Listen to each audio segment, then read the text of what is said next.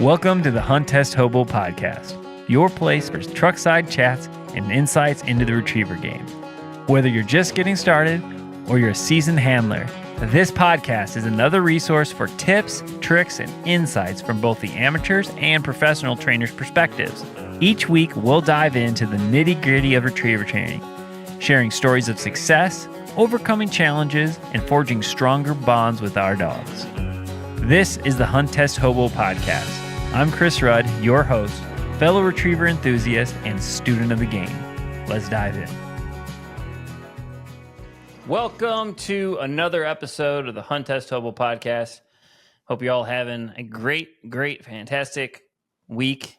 It is so hot up here in Illinois. It's been consistently over 90, 95 degrees. And for us up here with the humidity, and it rained yesterday, so it's like walking into a shower that's really, really hot all the time now. It's terrible and miserable. I don't know, Jason, is it like that out there in Nebraska?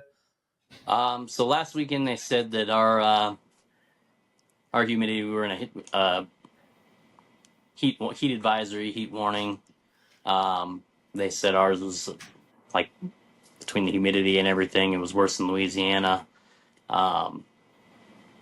So yeah, it was hot here all weekend, and then it kind of cooled off Monday, Tuesday.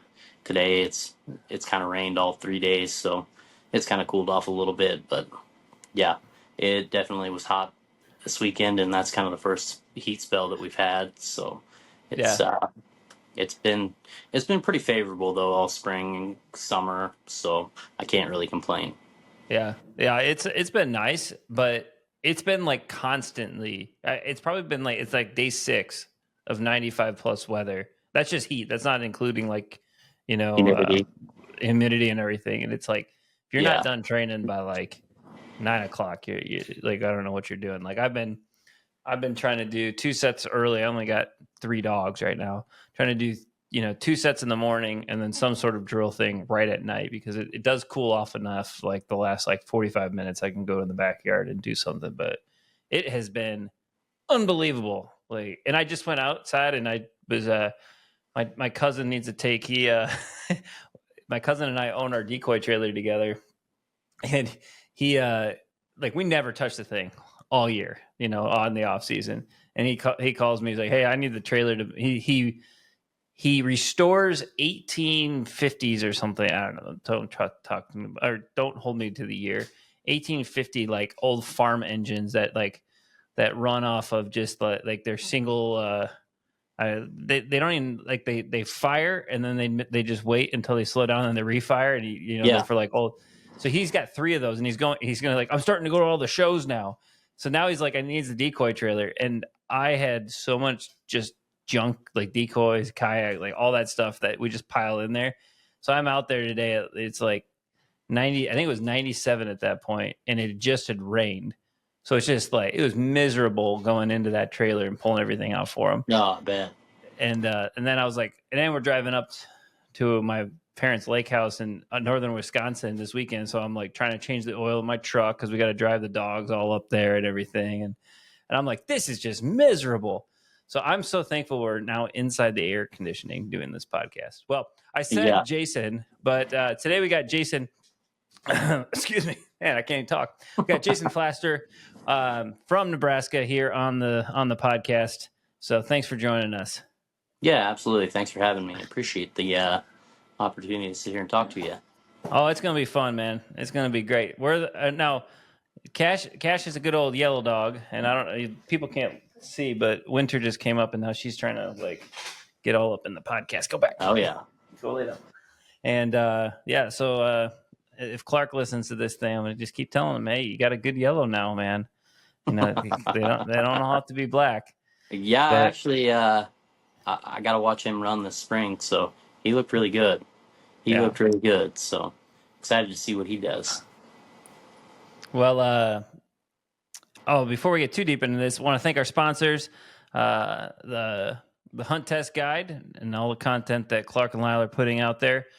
Check it out if you are not a member or looking for any of their courses. Go check those out, as well as Purina Pro Plan. Thank you to Purina for sponsoring this podcast, as well as sponsoring almost every game and every retriever game, except for a few, which we'll probably talk a lot about today. But anyway, thank you to Purina. Thank you. And if you are looking for some quality performance dog food, check out Purina Pro Plan. I have been feeding it for 6 years. And Jason, how long have you been feeding it? Since I started in the game, Cash is 8 now, so I'm been feeding 30/20 Pro Plan 30/20 since I started for 8 years, and haven't changed it. If it's not broke, why try and fix it? So they are a pretty big part of the dog game, and I appreciate all their support in the dog game. So I've stuck with them. Very cool.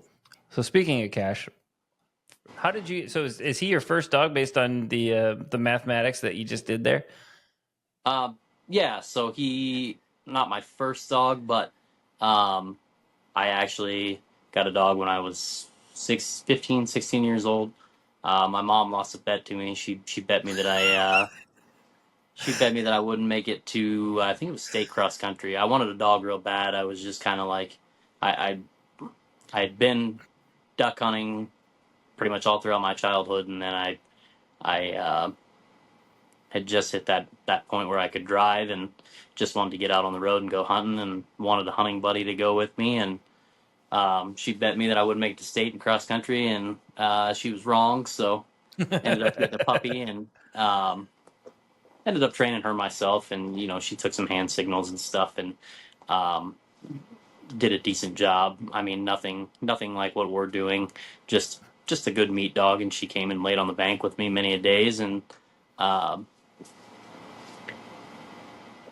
moving forward from there, I just decided that I wanted something a little more, and ended up getting another dog and trained her a little more, and she would cast even farther. I mean, it just kind of the natural progression of things. I think it just kind of turned into a little more, and then I decided when I got a little bit older and could finally afford something a little bit better that I wanted to have something that I could compete. So I ended up talking to a buddy of mine in Nebraska here who bred to Chris Aiken's Finn dog, and ended up getting Cash. And we kind of hit the ground running. I mean, 6 months, went and ran our first junior test, and never really looked back. And I mean, I think by 7 or 8 months, I had his junior title, and I was like, well, what can we go run next? What can we go run next? I mean, and then next spring we were running seniors, and I mean, you name it, we've tried it, and he's been incredibly consistent. Just a super nice dog. I couldn't have asked for a better dog to kind of kick this all off with and get it going for me. Yeah. So before we talk more about Cash, how did like what type of hunting are you doing out in Nebraska? Like, are you guys like hunting off the Platte, or what are you? Yeah, so that's where I grew up. I grew up hunting the Platte. I've got a buddy that his family owned a 2-mile long island in the middle of the Platte River, so kind of grew up out there. And I bet you that's pretty good. I mean, it was. I had a lot of amazing opportunities growing up, being able to go out there and hunt ducks, geese. I mean, that's where I grew up hunting was right there on the Platte. And basically, there's in the morning you'd go out there. You'd have to take a cable car, which is they just have cables strung across the river up in the air. It's on a platform, and then they've got little trolleys, basically. You put your dog and all your decoys in that thing and just like pull yourself across? Well, the decoys and the blinds are already over there. We've already got them all set up. But oh, yeah. This is private. The way that you were saying it, I was like envisioning this public land walk-in where like, oh yeah, you get in this little trolley car and you like cartoon yourself with all your decoys. It's pretty close. They used to do that, actually. They used to. There's still. That's how they used to do it. How they used to get across on there. But now it's all electric. So you just flip the switch, cable car takes off across the lines and gets you to the other side. You hop in a vehicle and then you drive right up to the blind, set your decoys, and. Oh, okay. So there's a vehicle just left out there for you to use once you get over there. Yep. So they drive that over when it was like frozen one time and just hope it doesn't Either break that down. Or in the summer when it gets dry, they'll drive it over there too. Yeah. So, wow. Yep. It's just kind of it's kind of a neat deal, unique place that there's just not many like it in the world. It's just kind Oh of yeah, nice to have the opportunity to be able to go out there. man. I used to like growing up in high school. I deer hunted. I never really started duck hunting until after I went to college and all that. But I deer hunted like a lot. I mean, I wasn't very successful, but I did it a lot. And the one of my uncle's property, there was a creek, and it was always too high. Like if it was low, you could walk it in, in boots. But if it was high, you had to take this rope bridge, and it was one of those like where it was just the center, like had like knots and like one line down the center, and then you had like the V, and Yep. you'd be walking and you'd like holding your bow and everything. You're like, what if I actually shoot something? Like, what am I supposed to do? Like jump on it and float it across? Like, yeah, how am I going to get back? But I mean, I never shot anything, so it didn't matter. But I think you could drive like my uncle had an ATV with like a snorkel or something that you could do, but you weren't obviously doing that unless you shot something. But I always remember that, and I was thinking like I was like Indiana Jones or something every time, getting across the creek. But oh yeah, that's the same way with deer. We shoot a few deer over on that island, and it's the same way. It's like, okay, now how do we get them back? Well, a couple years ago, me and my buddy went over there and we killed. Landowners can have a few doe permits, so we killed a few does and we drug them all back over to the cable car, and they just drove the tractor across the river and picked them up and drove the tractor right back over. Drove it back. Yeah, that's nice. It's good when you got the proper equipment for the occasion when you need it. Exactly. So like, I mean, I assume it like if it's that deep or you're using that cable car, like a dog's probably pretty stinking essential for duck hunting there. Yeah, absolutely. It's it's one of those places. And it freezes too, and there's ice shelves and things like that. So it's pretty dangerous, pretty treacherous for dogs.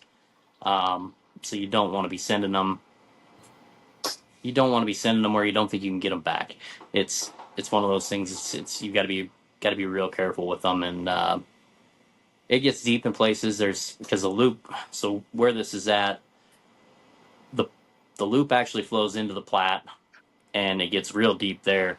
So then everything flows over into the Missouri. But where the loop meets the Platte, it gets a lot deeper than where it is. Like where I'm at, I'm in Grand Island, so the farther east you go, the deeper the river gets. So, like where we're hunting over in Schuyler, there is it's all refuge. There's a lot of refuge over there. Just we're like the third blind off of the refuge, so those ducks start getting up off that refuge and going out to feed, and they'll cruise by, and you're more or less just trafficking birds. So it's kind of a neat deal. Yeah, sounds like it. You're probably shooting everything there in the central. Yeah. It just depends on the time of year, but I mean, early October you're shooting brown ducks, teal, and a few mallards here and there, and then the rest of the mallards usually get here in November, beginning of November, middle of November, and then they kind of stick around until January. And then some of those hardy wintering mallards, they don't get here really until January. So it's kind of nice that season kind of runs into January, and we get to kill some of those birds in January. Yeah, that is nice. All right, so talked a little bit about the hunting. So tell me, like, what's kind of like the story with Cash? Like, how'd you get into? How'd you move from just like, hey, I'm hunting the river to I'm gonna start being competitive? Like, did you like see something, like go to one, or like what's the backstory on that? So there was, like a lot of other people, I grew up watching ESPN and the great outdoor games. And my favorite part of that whole thing was the Super Retriever Series, or SRS. And I grew up watching that, and I can remember watching Chris Aiken, I can remember watching Jerry Day, Lyle, all those guys, Jay Paul. I mean, I can remember watching all those guys growing up and thinking, man, it'd be awesome to have a dog like that, or that it was even anywhere, just half as good as any of those dogs.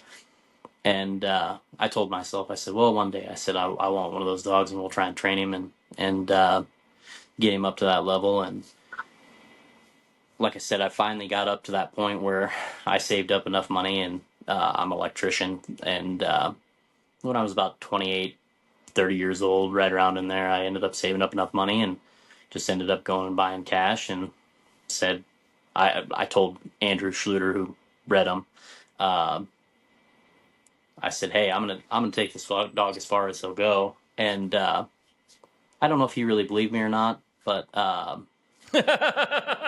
he was kind That's of like like, the oh, classic yeah, thing you okay. say to a breeder. Yeah, exactly. Yeah, okay, kid, whatever. Yeah, here, take your dog and Yeah. get out of here. But Yeah.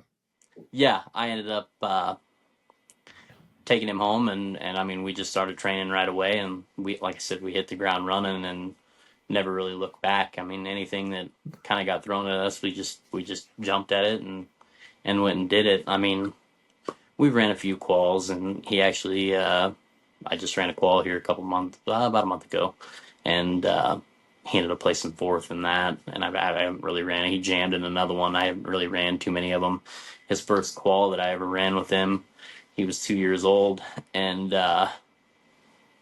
they threw some marks, and he went out and stepped on the marks, and they had a blind in there as well, and he lined the blind, and then we go back, and the judges are asking me, well, who's that dog out of? And I'm like, oh, just some hunt test stuff, no big deal. And I go over to Honor, and we were sitting there on Honor, and they shot the flyer, and he was gone. And that was Broke on my the first. flyer. Yep. On the honor. Yeah. Yeah. After we just stepped on the marks and lined the blind, so I'm thinking like, okay, we're going into the, because we already ran the marks and we've already ran the first blind. We're going into the water blind sitting real good. Like all we got to do is finish the water blind and run some water marks, and we might win this thing because nobody had picked up the marks clean, and or they were really struggling with them, and he went out there and just stepped on them. So, but that's just him. I mean, he's always been pretty animated at the line. He loves it. That's for sure. Even in his old age, he's just standing on his toes at all times. So, Yeah. yeah, we went and did that. We ran a qual when he was 2, and had his HRCH Master Hunter title by the time he was 3. And then just kind of decided we wanted to go run the Grand, and I took a few swings at that with just him, and it's just the Grand. I mean, you go to that thing and you don't expect much, and the first one that I went with and trained with Chris Aiken and Chris Jobman, and that was about as incredible of an experience as you can get going to the Grand for your first time, and being able to train with those guys. So that was just a lot of fun. Unfortunately, we went out in the first series of that Grand, but he went out and stepped on the marks, picks up the diversion, and comes back, and he just completely blew me off on the blind. He's like, yeah, I just went out here and picked up all these marks. I don't really need you, and kind of just stuck it to me a little bit. But we came back. He ended up getting his grand title in Nashville, and a couple years ago. So that was my first grand dog, and I'm just real proud of him. He ended up I sent him with Dane Johnson because I didn't have time to go at the time. So I sent him with that. Dane's a real good dude. I did yes. He was in my second Grand in our flight. And he's a top shelf dude. Like I really liked. Yeah, he's about an hour from me, so I go and train with him every now and then, and we have a hunt test over there, and it's always a good time. And we do a crawfish boil in the spring, and we have a pretty good time together. Drink a few bush lattes together, so it's never a dull moment. I'll never forget. We had a really hard water blind in the second series of the Grand that I was in his flight, and he was just like he had dog after dog after dog passing it, but he was just like so tense. And for those that know him, he's pretty, he's a pretty funny guy. He doesn't take things too serious, but he was like dead serious the whole time. And then I remember watching him run his last dog, and he's like, it's like this huge relief, and then he just went back to being normal Dane. It was so. He's like, man, I can't believe how hard that blind is. It's like just messing up my brain or something. I don't remember exactly what he said, but you can just see him standing on this platform, being like, "Ah!" It was funny. Yeah, but yeah, he ran cash for got his first Grand Pass on him, and then I ended up running him in Nashville and got his title on him. And I mean, Dane ran him in the national as well, put a couple national plates on him, and then I got his last one with him, and ended up titling Very him cool. last year in, where were we? Keble, Kentucky. So yeah, kind of a very cool. kind of a nice way to end that, I guess, because Keble, Kentucky is where we ran that first grand and failed. So kind of a nice way to end the Master National. Got his Master National title there in Keble. So kind of nice to go back there and have some success. And he's had success in the SRS game as well. Yeah, he's I jumped into that too. That was kind of one of those things, and it's just like, well, I don't really know what we're doing. But he was 3 years old at the time. My buddy Cole Scott called me, and we had kind of started running dogs at the same time, and he had a dog named Sheba, and her and Cash both kind of got all their titles together and started off running juniors and worked our way up. And he had ran the SRSU the year before with Sheba, and then ended up going up to Minnesota and qualified to go to the Crown. And he ended up going to the Crown in Natchez that year, and did fairly well. He made it to the third series of the Crown, but then the next year he ended up wanting to bring it to Nebraska. So we had that first one in Lincoln, Nebraska, and that was the year that COVID hit, and they ended up canceling the national. So then everybody decided that they wanted to run SRS. So there were 80 dogs in that first one. Cash being one of them. Cole's like, well, just come run. You got to try it. Just come try it. I'm like, well, I don't know if we're ready or not, or even close. Like, I don't know if we can even compete in that. And we just ended up going and swinging the bat, and ended up getting third, with a really, really tough amateur field. I mean, everybody that was anybody from the amateur field of the SRS came to that one. So I was pretty proud of him. And we only missed first by 3 points, I think, and second by 1 point. So I was just pretty proud. What a feeling to go from seeing, like, watching the SRS on TV to buying the dog that you wanted to do it with and eventually placing in one. That's so cool. Yeah. Like, to see that, like I don't think I saw the Great Outdoor Games, but I found, so like I've told this story on the podcast, but like I saw my grandfather walk out in waders up to his chest in this nasty cow pond and pick up a duck, and I was like, I gotta get a dog. So then I was like, well, what kind of dog do I get? Like, that's how like I had no idea what I was doing. And I found on YouTube the videos of the Great Outdoor Games and all the SRS stuff. And that was the first time I had seen a dog run a blind. And I was like, that's not possible. Like, how is that even possible? And that is what actually drove me to really get in to want a dog. And my wife wouldn't let me get one for 6 months. Yeah. But I was watching YouTube videos of just dogs running blinds and like how you teach it and all these things. Like, I still couldn't do it when I got the dog, but like I was like such a student of the game before I ever even had a lab. And I was like, this is crazy. Like, that you can teach a dog to run somewhere that it doesn't know, to look back at somebody and get there. Like, I had no understanding that water was harder, like any of that. Just the fact that a dog could do that, like, blew my mind. So like, you had like that same story, and I remember the feeling of going to my first SRS that I actually placed at and being like, wow, like I'm actually here doing this thing. Like, it was such a cool feeling. Yeah, absolutely. And so, I mean, getting third in that first one, I was just like, okay, well, we're not going to the national anymore. We were qualified for it, but I'm like, just qualifying for it. And I'm like, we got to go. So we went from the Grand to the Crown, and ended up running our first Crown down there in, where was that one at? It was in Alabama. Rocket City. What am I thinking? What is the name of that place? Huntsville, Alabama is where we ran our first one at. And didn't really expect too much. Just kind of went in there thinking that, okay, we're gonna go give this our best shot and just get the experience and go from there. And after the first series, we weren't sitting too bad. We were sitting about in the middle of the pack, and the second series was a big field trial quad. I think actually Tracy Stubbs was judging that one. So big grand guy. And I forget who else. Dad Simmons, I think, was judging that one. And I'm never going to remember who the other one was. But second series, big field trial quad. And we ended up doing really well in that one. They had a 420 or 430 yard bird that was retired. Holy cow! Yeah, and the other one was like 330. I forget 330, 430. Then it came into 220, and then the last bird they've made it the designated go bird, and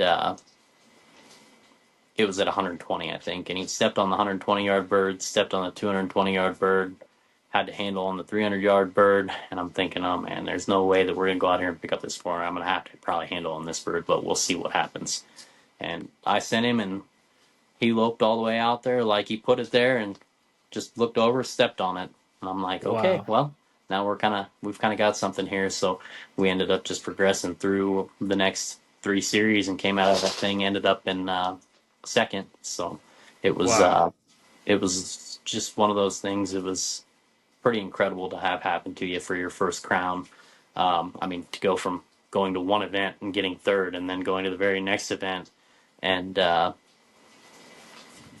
getting second at the Crown Championship. I mean, in your first time ever going, and it just was not. I mean, and really not even knowing what you were doing. You were just going there to swing the bat, basically. So, and I actually ended up training with Lyle before that thing.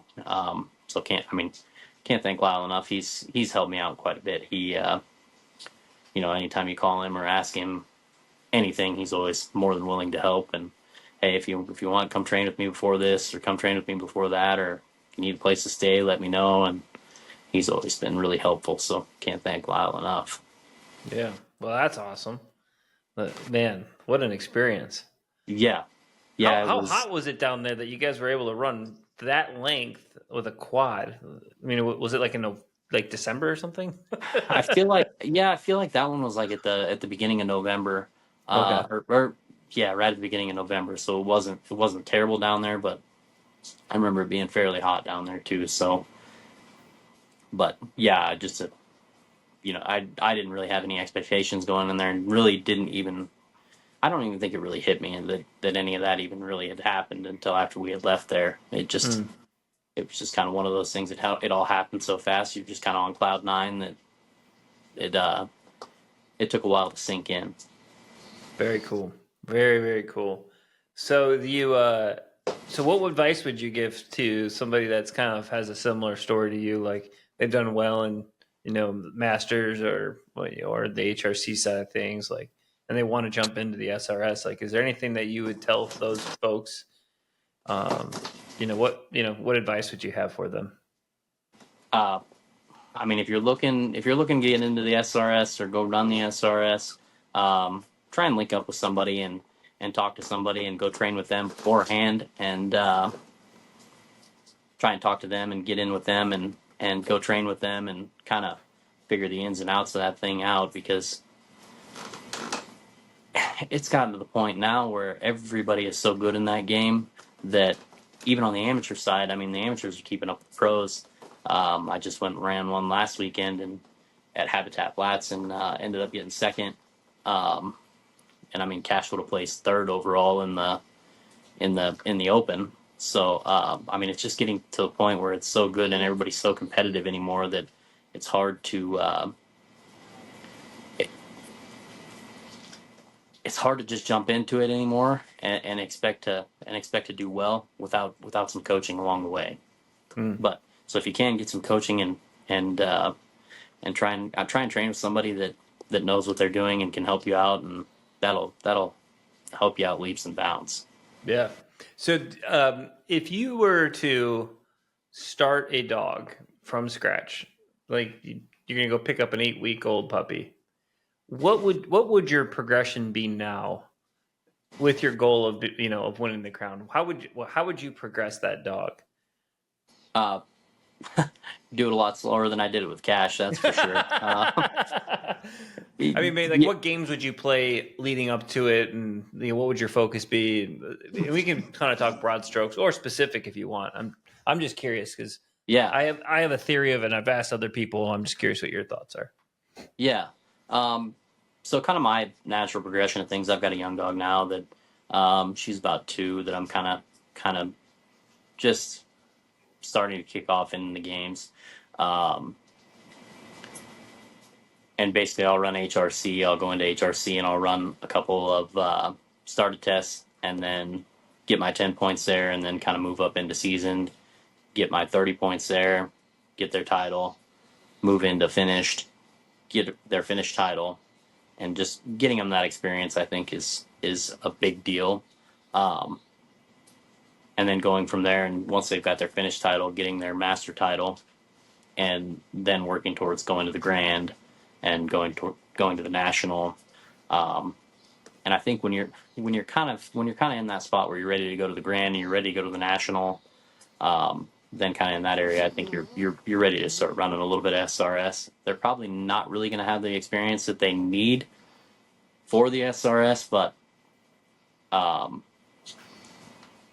any line time that you can get them is good, I think, especially in the SRS. So they might not go out there and hit a home run the first go like Cash did, but that experience is gonna help build them down the road.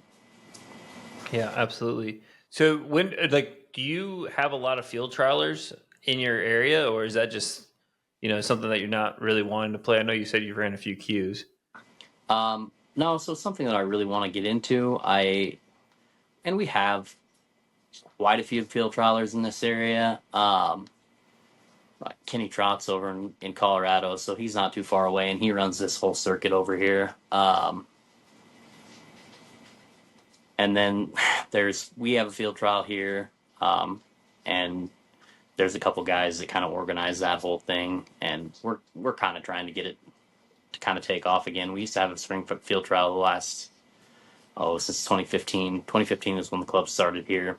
And the last couple of years we haven't had a field trial just because I'm not really that involved in it and I don't really know anybody in that world. I mean, I do, but I wouldn't know who to call for judges or how to go about that whole thing. So I kind of rely on other people to kind of get the ball rolling. I can do the hunt test thing, but to get people rolling on the field trial, to get the ball rolling on the field trial thing, I kind of rely on others to kind of do that. But there's one here. There's one in North Platte, which is about 2 hours away. There's one in Omaha, which is about 2 hours away, which is Missouri Valley. And I mean, there's quite a few around me. I just haven't jumped into that world yet. We've been kind of focusing on Master National and the Grand and SRS. That just takes up so much time. I mean, trying to qualify for the Master National every year and get 5 passes or six passes, whatever, or 4 passes if you passed it. It just takes up a lot of time. So yeah, absolutely. Like it's like the people that play all those games. I'm just like, how in the world do you do it? Yeah, you kind of I feel like you got to kind of like one dog can only run really like in my mind like 2 types of events at a time. Like trying to do anything more than that is just like how in the world can you manage all that? So and train for that. You can work like do your HRC stuff first, then do your AKC, and then you could be doing like SRS and field trials. But trying to do all of that is just like it's crazy. Yeah, and I've been just thinking. Go ahead. That would have been 2024. 2024, I ran all 3. We went and ran the Crown Championship. I qualified. Cash and my young dog at the time, Bougie, she was just 2 at the time. She qualified for the Crown, so we ended up going to the Crown with those 2. Cash ended up placing 4th. Then we went from there to the Grand and passed Bougie at the Grand. And she went out in the 2nd at the Crown, but passed the Grand. Cash made it to the 5th in the Grand and broke on the the flush. Broke on the flush. Yep. Yeah. Nope. The flush. broke on the flush, so that was heartbreaking. And then we went to the national, and Booge ended up passing the national, and Shaker ended up passing the national. So that was kind of a big year for us to go there and be able to have success in all three events. That is crazy. I mean, what is that, like a month off? Yeah. Well, yeah. And I was kind of in between jobs then, so it didn't. Okay, so it It kind of didn't. It worked didn't out. really matter. Yeah, it worked out. It worked out about perfect. I'm like, listen. I'm probably never gonna be able to do this again. Like, let's just go travel across the country and run dogs. This is gonna be Dude, that's kind of a fun crazy. thing. So That is yeah, cool. and it was a blast, and I had a great training group. It was uh, me, Justin Jackson, Jake Stinson, Bill Schaefer. Oh yeah, Um, I met Bill this pre-grand training this year. He came down in Dan's and stuff. That was cool yeah, to meet him. yeah, yeah. All those guys are great. Him and Jake. So, um, yeah, had a lot of fun with those guys, and it was kind of neat to be able to just go and do all that stuff Do you with guys all want your to? buddies. Do you want to kill each other by like after a month of living on the road together, or was it pretty cordial? It was pretty cordial in the beginning, and then it kind of got that way towards the end. It was like, all right, I've had enough. I've had enough of you guys. Like, I got to go home. Yeah, Like, I love you, but I got to go home. we're done. We're done. Yeah, Yeah, yeah, but yeah, and the stress of the events. I mean, that takes a toll on you too. It's just like you want to pass, you want to pass, you want to pass, and they're wanting to pass every dog they've got, and they've got 10 to 15 to 20 dogs on their truck, and they're like stressing out over the whole thing. So I get it. It's I don't envy them having to run that many dogs. It's nice to just sit back and have two or three and just be able to go up there and swing the bat with what you got and not have to worry about getting 20 dogs through that thing. But yeah, yeah. yeah.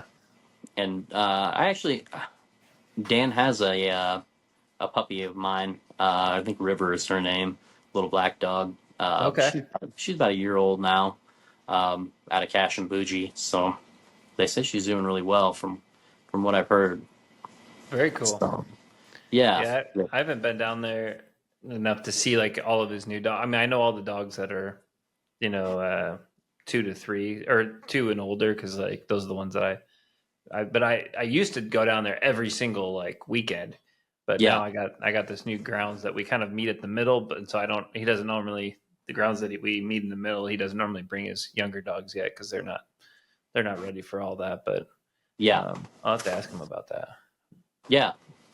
Yeah. It seems like she's doing well. I forget. They've sent me a couple videos back and forth, and it seems like Dan's doing a really good job with her. So Very cool. Yeah, he can do those young dogs really good. He's yeah. a fantastic young dog trainer. Yeah. So I'm curious. I've kind of heard like multiple theories on, hey, you start them in Hunt Test, then move to field trials. And I've heard a lot of folks who, I think Durance kind of like they do like almost all derby work. They don't run derbies, but they almost do all derby work, and then they Yeah. transition into the Hunt Test game. And so I've been like trying to figure out like what do I like with these these two younger dogs that I have that are they're babies. They just turned 8 months, but like trying to like what am I doing? And I have been trying the derby route, and it's been really interesting because like the things that you see field trial dogs struggle with, like it's like I'm seeing it right at this point. And I actually like paused, and like today I was like, I'm running Hunt Test. Like I'm going back to hitting guns, and like I'm going back to that for a while because like it was clear like they had made that association with that bird comes from that white guy out there. Yep. And they were just, and I was like, whoa. And it like clicked with two of them, or they clicked with them like at the same time. And I was like, oh, I don't like this. Like, I was like the first time, like Clark always talks about chair drills and all these things. And I'm like, I've never had to do chair drills. Like my dogs just don't run at the gun, Yeah. And then like, I was like, whoa, there it is. Yep. That's why they do it. It's funny you say that because we were out training tonight, and me and one other buddy, and we were throwing some longer singles. He's running some quals with his young dog, and I was out there and I went to the long gun, and I was behind a big stick pile, and threw a bird out of there, and then he sent and I retired, and just singles. But it was just funny that he kind of threw a bird offline, so he picked that bird up, came back, then picked up the long single. And as she was heading out there, like I was kind of looking because I hadn't seen her. I didn't know he was throwing a bird offline, but I hadn't seen her, so I'm kind of looking around the stick pile, kind of peeking a little bit, and she's just kind of trotting, slowly trotting, slowly trotting, slowly trotting, and then it was funny. She got to a point where she could see me, and then it was just like, oh, there he is, and she just took off on a dead sprint, like right at me. Comes over, runs right over the top of the bird. Didn't even acknowledge the bird. Just came running right to me. Made a couple loops and then picked up the bird and winded it. But it's just funny that you could tell she was looking for the gun. She was kind of hopping, looking for the gun, and then when she saw me, she just started sprinting. But it's just kind of funny how they pick that up and how they oh, there's white. Yep. That's gotta be it. Yep. And well, I wasn't trying to go like crazy far. Like I've thrown so I did field trial marks. I did white coat puppy marks, right? So the bird is landing from their relationship, like way off of the gun. And they were doing so good with that. And so like I was moving it out.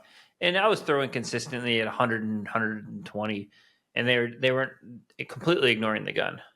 And then I was like, okay, we got this. We're doing really well at this. I'm not seeing any bad habits. I'm going to start throwing probably 250 just to let them know, like, hey, everything's not in this space. Just to push them a few times. Well, I was throwing a boat bumper, and they were going right to the boat bumper. I'm like, man, we're really cooking now. I was feeling really great. Well, then I pulled the boat bumper, and they were looking at the bird. But after literally a week of that, it completely changed to where they were running the gun and then they would fade. And I was like, I'm done with this crap. I ain't doing this anymore. I was like, nothing is going to be past 150 yards and everything is going to be big throws. I'm sticking to that for the next 5 months. I don't care. Yep. And so I'm very curious. I'd love to sit down with Durrance and some of the other people that train derby dogs and, and just try to understand when you start to see that, what do you do? Because I've heard Pat Burns and folks to say who cares if they run at the gun? I'm like, well, I said the dogs are going to play all the games. They got to realize it doesn't always, there's times where you're not going to see that gunner and you got to get out there. You got to know where that bird is. Yeah. And so I did today. I went out and I did we have hay bales everywhere. And I was like, for all the short ones, just stay behind the hay bale and chuck it. I sat with an 870, blew the duck call, and it was their first time, and they did great. And they're like, what? They're just like, that bird came from nowhere. And they stepped on every one of them. I was like, okay, we're going back to this for a while. But then what I did is I had them stand out for the 100-yarders because I was like, there's no way they're going to find these things right now. They don't know where the heck these are coming from anymore. And their whole lives now, they've been looking at white coats. So I was like, just step out, throw it, and retire. And that's what I did with every bird. And they just crushed it. I was like, that's all. I'm going to just retire everything for a while.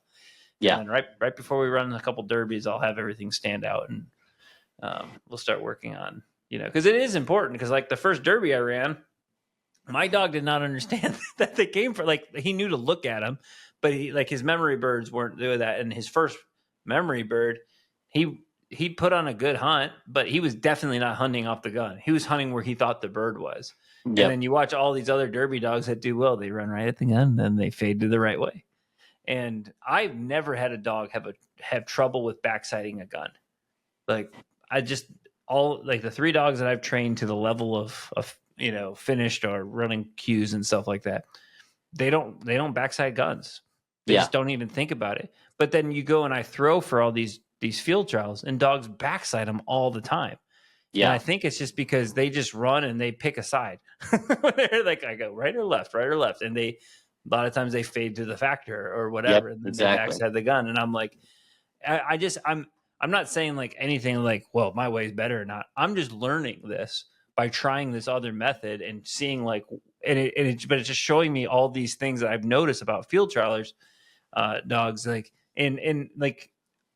I see all the time you take a hunt test dog out and they run a field trial setup. And if they're standout singles and it's not complex, but big and far, they normally just mark those things like crazy. Like they're normally really solid. But then when things get more complex, they start to fall apart. Like that's like notorious what happens to the hunt test dog is like, wait, I have to remember that bird and then run that far. That's when they start to like really struggle. Oh, and you left the flyer station out, and you retired the long gun, and now I got to run by the flyer station. Yeah, it's like that. Then their minds start to blow. That's when the hunt test dog fails. But I think like a lot of times, like at like the super singles, like the hunt test dogs do super well because they're just thinking, "Where's that one bird? I go right to the bird." So I've always noticed that, and so now I'm like trying to balance that as I bring these young dogs up. Like, how do I? So it's interesting for me to hear like you stick to the same thing that you had success with cash on, I'm assuming. It's the same way that I progressed winter, except for I didn't run the Master National and all that. But did the hunt test game. Yep. And then transitioned into the field trial game. And I think there's positives to both. And so I'm just really trying to learn like what works for me and what works for the way that I train. And I find that, I don't know, I'm just super fascinated about this right now, mostly because it hit me in the face the last 2 days, you know, like when your dogs start doing something, you're like, oh, there it is. I've seen this problem. Like it hasn't happened to me, but I've seen this and I got to fix this right now.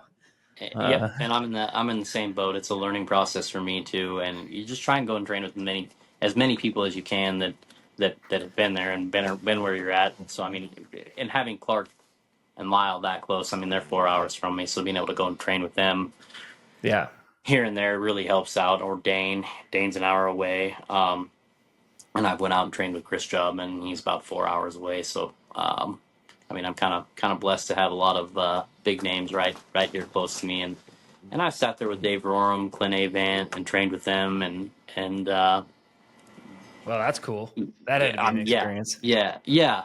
And I mean, Clint Avant had nothing but good things to say. You know, he's like, "Well, who's that dog out of? Well, who's that dog out of?" Because we're over there running this field trial setup with him, and just not even struggling with it. They were just going out and stepping on it. I mean, it's on our home grounds, but they're just going out there and stepping on that stuff. And he's like, "Who's that dog out of?" Well, who's that dog out of? And it was just kind of a humbling experience to have him asking about the dogs, and kind of a neat experience to get trained with somebody like that. So, yeah, that is cool. Wow, we're at 46 minutes, man. We've been just talking away, and I feel like I feel like I should explain the cheer drill just because I'm sure people. Anytime we introduce something, I try to like at least explain it to the best that I can. And the way that Clark has explained it to me is, and I use it all the time. I use decoys a lot of times as that identifier, but it's essentially if you and this would be so much easier to draw. But imagine a straight line between the dog and the gunner with a throw. Let's just say left to right. All right. So picture that in your all's brains. The line is directly to the bird. Well, what happens when we're talking about the dog runs to the gun is maybe they'll run, I don't know, let's say the mark's 100 yards. They run 70 yards right at the gunner that's standing out there or the hunt test hide. And then at the last minute, they run and they peel off and they go to the bird. Well, that's not really great because for a few things is like if you're trying to teach factors en route, they could be avoiding the factor. And if they pattern that, it becomes hard to show them what they're doing wrong. So what the chair drill is you actually let's say the line is, I don't know, 10 degrees off of the mark. What you do is I put it, 30% of the way to the mark or something and you can change it based on where maybe the factor is, but just for the example, it's, if we're 100-yard mark, it's 30 yards away from you. And let's say that mark is 10 degrees off of the line to the gunner. You put that at like 5 to 7 degrees, that chair or that they used to field trials used to put another person in a chair there. And the dog had to make a decision. Do I go left of the chair, the guy in the chair? Do I go right? And that forced those dogs to push off of something or to have some reference point for them to see what they're doing when they're running towards the gun. And if the dog goes left of that, you have a justification to stop them and either handle or give a correction or whatever. So it's a way to prevent the dog from running to the gun. Well, the problem with the chair drill is that dogs so much can focus on that object, and then they stop marking the bird, and then they end up going way to the outside of that bird and getting lost. And I've just seen that happen a lot. So I'm always cautious of how much I do this, because I've seen friends of mine really like just pound that and get out of balance. Like all dog training is balance, right? Yep. And then you get the dogs pushing too far out of the mark. But it's a good way to give a dog some sort of decision point early that it can help them do the mark. And I don't know, anything you want to add to that? Yeah, I mean, essentially, it's just making them an outside-in marker is what it's doing. And most of the dogs I've seen, and my dogs included, are Booge is an outside-in marker anyway, but the other two that I've got, inside out, and I'd say that's probably most dogs are inside out. They find the gun and then they hunt off the gun. That's just kind of what we've trained them to do their entire life, and I'd say it's kind of true throughout their life. You're always okay. Well, go find that retired gun, and okay, now hunt off of it. Yeah. But yeah, the chair drill is definitely a good one. Do you do it? Do you use it a lot? I use it here and there. I don't use it a whole lot because, like you said, you get too much of it and it's bad. It turns into a bad thing. So, I'll use it here and there. Just if they're really starting to run at the gun and they quit marking it, I'll use it. But I've noticed a lot more in the SRS, especially. Like they're doing that Texas 10 step, and the Texas 10 step has turned into the Texas 20-25 step. and we're walking a long ways from that holding blind, and then we're throwing the bird, and then they'll designate another go bird, and you'll have to go pick that up, and then they'll retire that thing. So, I mean, the holding blind really isn't even in play there, so you've really got to mark that bird and remember where it's at, or you're never going to find it. And it seems like they're doing a lot more of that. I know last year down at Firewater, down at Sean Jackson's down there, Justin Jackson and Kevin Jackson, I mean, they did that in a couple different series, and man, it really got them. They, a lot of those dogs didn't have a clue where any of those birds were at. They were just lost. So, and that's kind of turned into a big thing too. So, I mean, you definitely want them marking. Yeah. So the 10 step is, for those that don't know, there's a drill form and then a way to do it at a test. And it just means like the gunner stands out, they throw the bird, and then they take 10 steps to hide in a holding blind, versus sometimes retired guns, they just step out, throw it, and put themselves in a ghillie suit, or step behind the hide or whatever.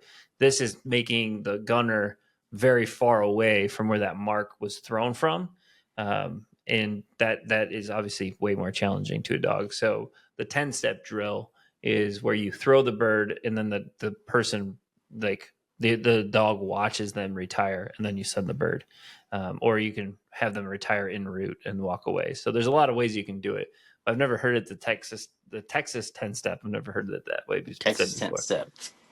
Yep, that's good.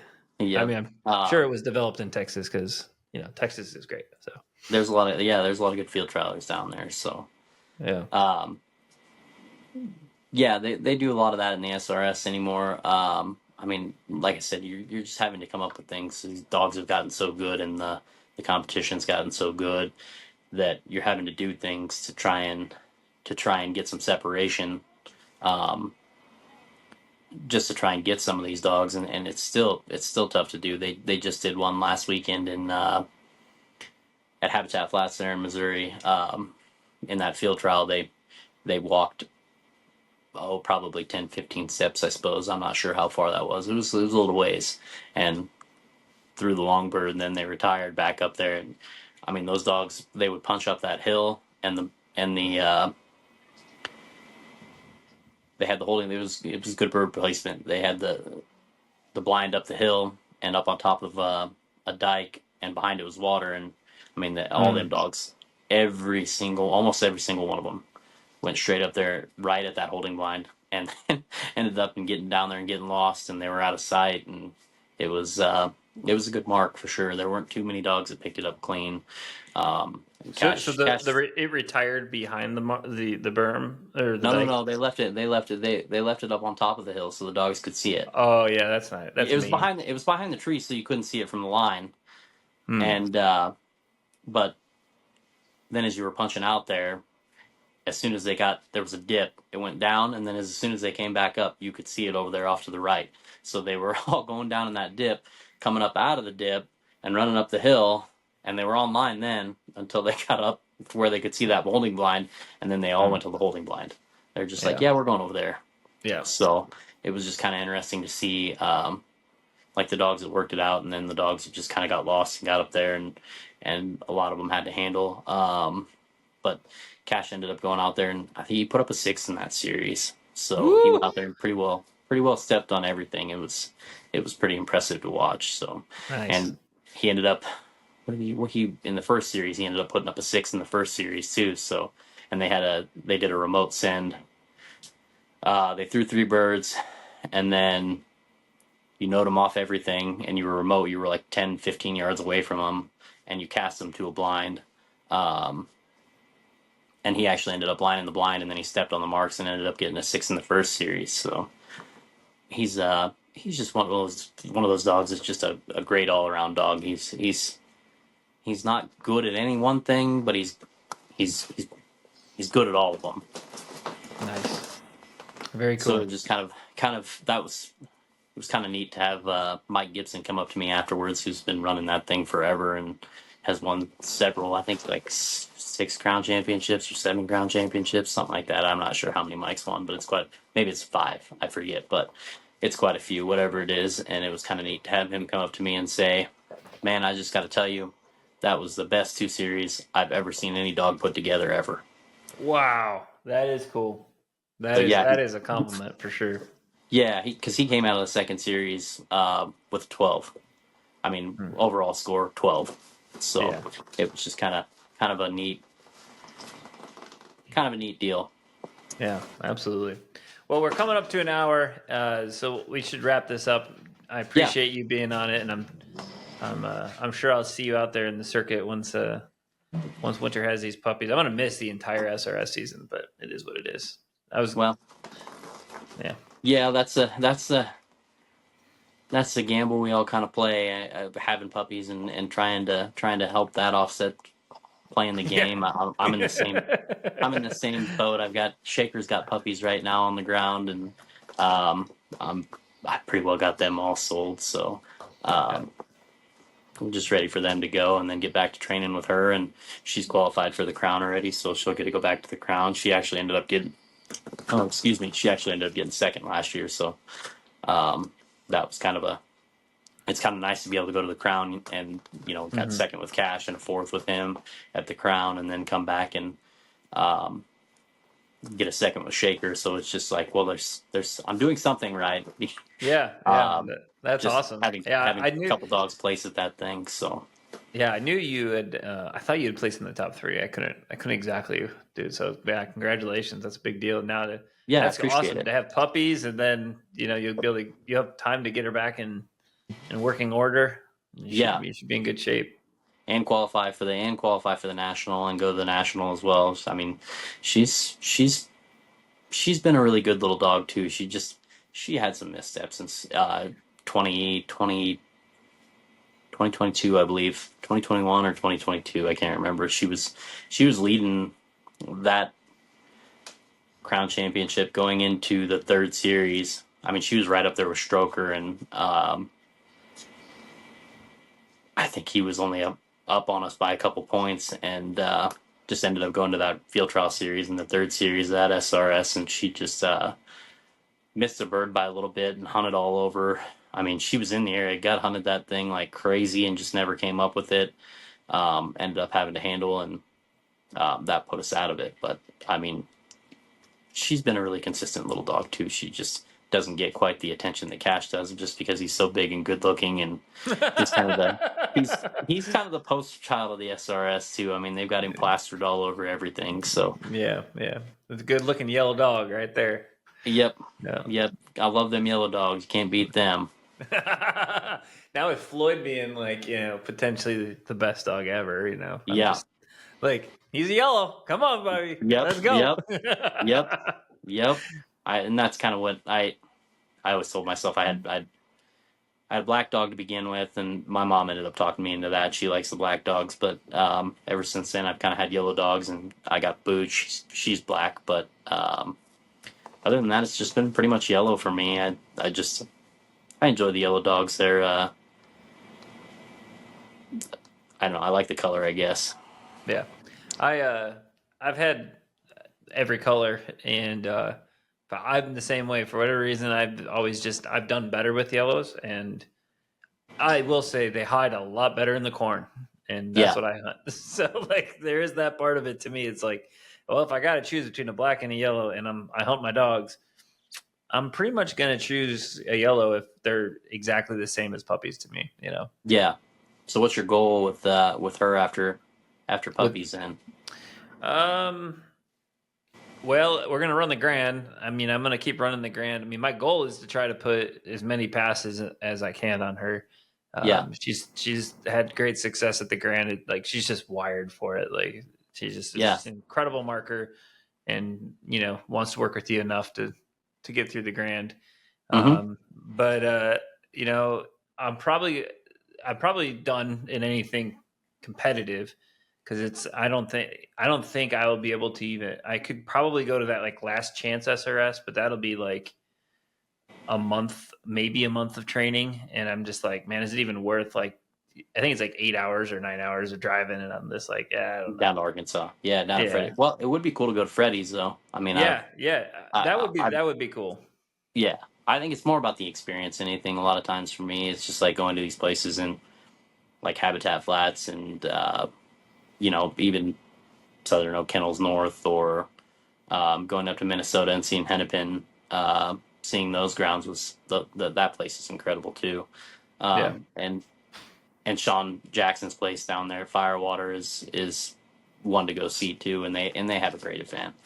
Plus they give away those little whiskey barrels with bottle of whiskey usually and ribbons, and I mean, it's just a neat event.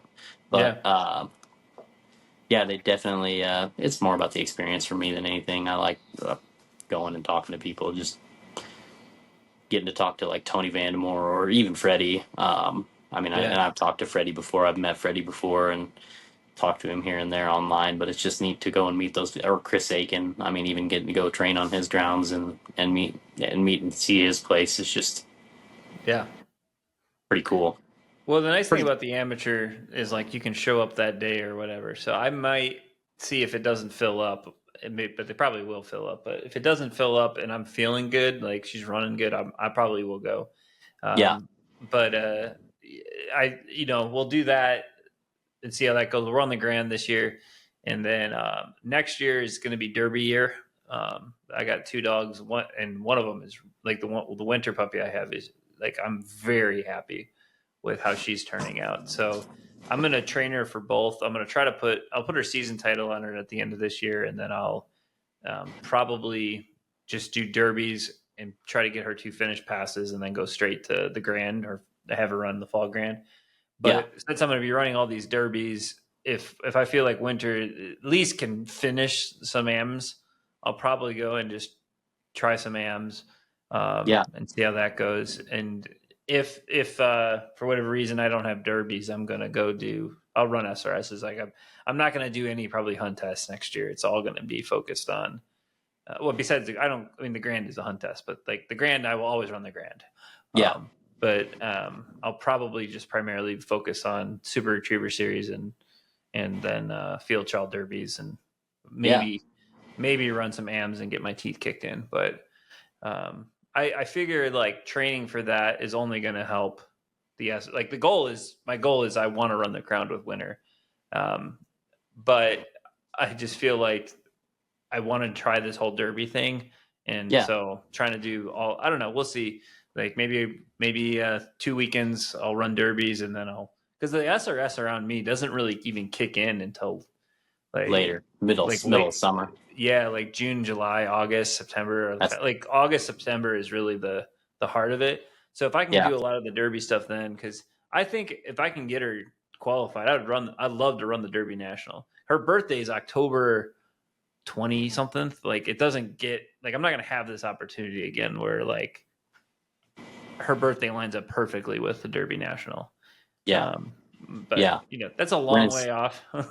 when is she due? Winter? Yeah. She's due July 21st.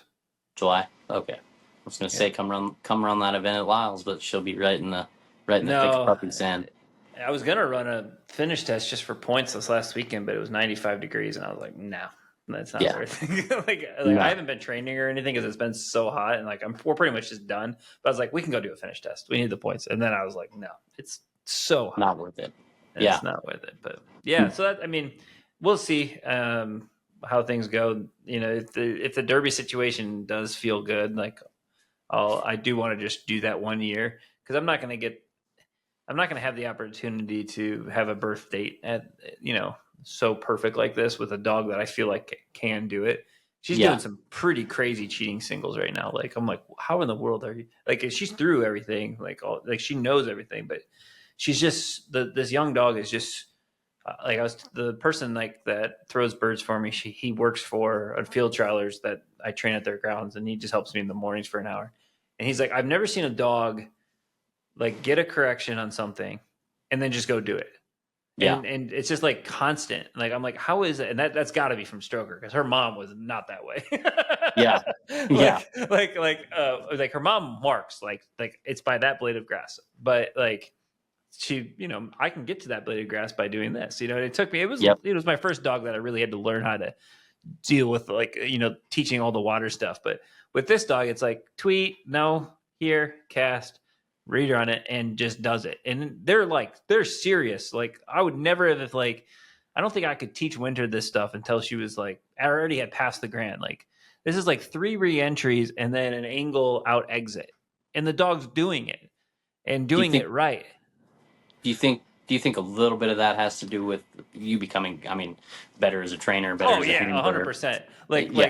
I'm doing all these little tiny things that she doesn't realize that are to me, teaching water, especially field trial water, where there's distance and factors.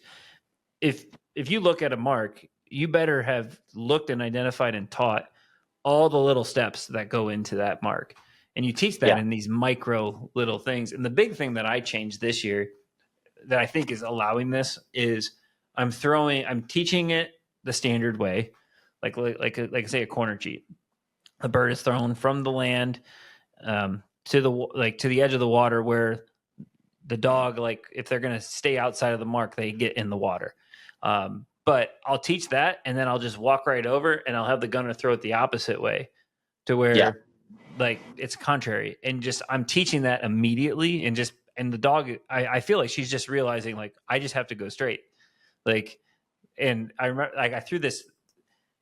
So I did a bunch of channels last week. And then this week I threw basically a bridge bird where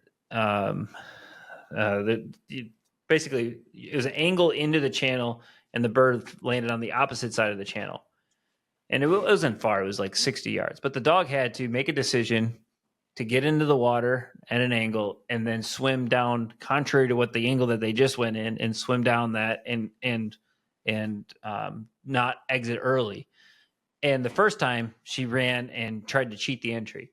And I just stopped her, brought her back, casted her, and she picked it up. And then we reran it. And I saw her little body coming up to the water, went, and just made the right decisions. And I said, that dog was making calculations before she entered the water. She was thinking. Yep. And it was just, but the bird boy radio to Vince radio, he goes, I saw the numbers above her head going. But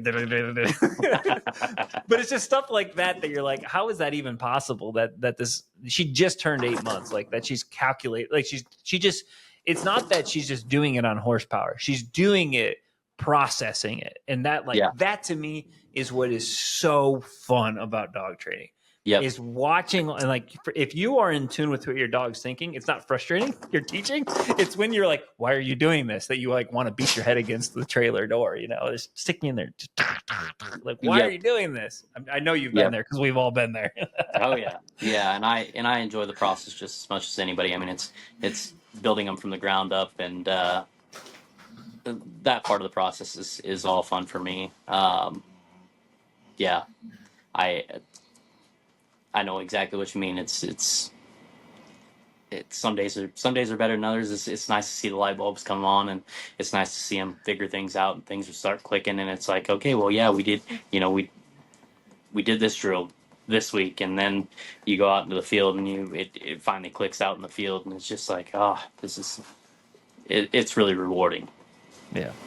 It's man, I get up every morning and I drive that half hour and I'm just like stoked the whole time. Like, we're going to get to do this and we're going to get to do that. And the dog's going to learn this. And then when it works, it's great. But then like, there's days where you're driving home, you're like, that sucked. Yep. You write things down in your little notebook and you're like, what can we do better next time? Yeah. You're like, I was not a good trainer today. Yep. Exactly. Wow. So. Well, we've been going for a while now, so we better wrap this up. Yep. Thanks for jumping on. It was fun. Yeah, absolutely. Thank you for having me, and hopefully we can do it again. Sounds good.